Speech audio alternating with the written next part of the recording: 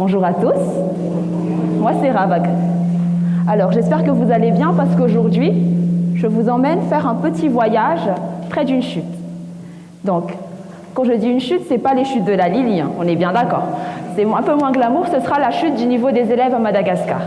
Alors, il suffit de juste voir les résultats d'examen ou de discuter avec un élève à Madagascar pour voir que les connaissances et les compétences de base ne sont pas acquises. Que l'enseignement soit dispensé en français ou en malgache.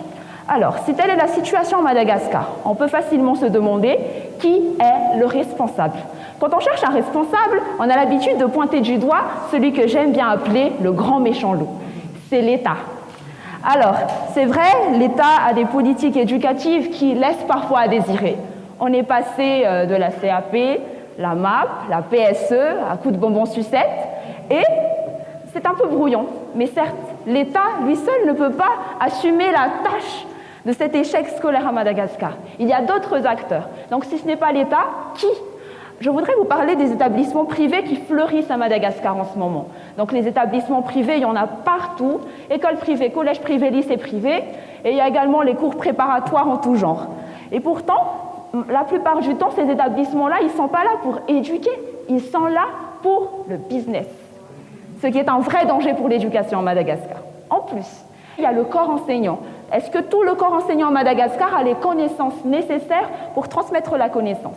Alors, le ministre a dit l'année dernière que les connaissances de base utiles pour enseigner le français à Madagascar a chuté de 58% à 18% en seulement 2 ans, 2 décennies, excusez-moi.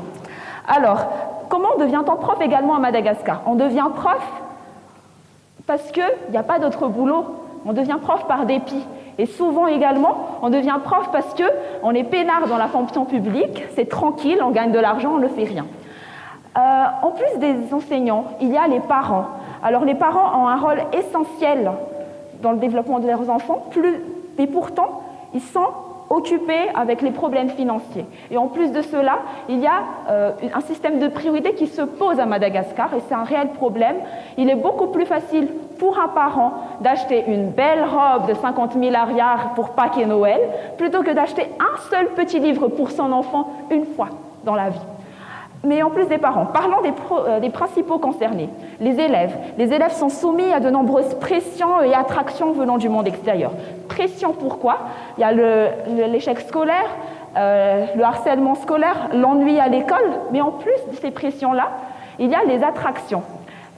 Les réseaux sociaux, nos chers réseaux sociaux. Il est beaucoup plus facile, et vous allez vous l'avouer dans votre tête, de passer 5 heures sur TikTok à réaliser une vidéo de seulement 3 minutes, plutôt que de lire un livre pendant 30 petites minutes. Alors, quand on n'est ni prof ni élève, on se sent peinard et on se dit, bon, c'est pas mon problème, hein. Mais nous avons tous notre rôle à jouer dans l'éducation, ne serait-ce qu'en demandant à notre petit-neveu, « Hey, c'était comment à l'école aujourd'hui ?» En lui procurant une petite attention. Donc moi, quand je brosse le tableau de l'éducation à Madagascar, je vois qu'on est tous responsables de cet échec-là.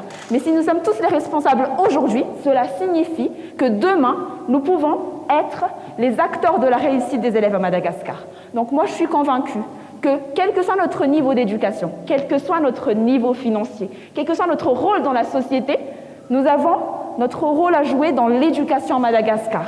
Et je voudrais vous laisser sur cette phrase que nous aimons tellement dire à Madagascar, « Nifianarana nuluva tsara injij », faisant en sorte que ce soit enfin des actes et non seulement de mots.